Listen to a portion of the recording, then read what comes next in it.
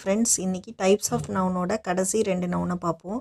அது countable noun and uncountable noun. இப்போ முதல்ல கவுண்டபிள் நவுன்னா என்னன்னு பார்ப்போம். அதாவது நம்ம எண்ணிக்கையால் தனித்தனியாக நம்ம ஒன்று ஒன்றா எண்ண முடியும் அப்படின்னா அதுதான் countable noun.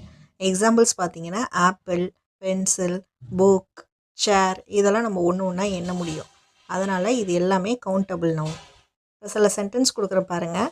I have 2 apples. இதில் apples countable noun. There are 3 pencils on the table. இதில் pencils countable noun. She bought 4 books. இதில் books countable noun.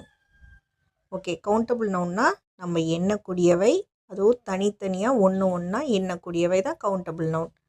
அடுத்தது uncountable nounனா தனித்தனியாக ஒன்று ஒன்றா நம்ம எண்ண முடியாது.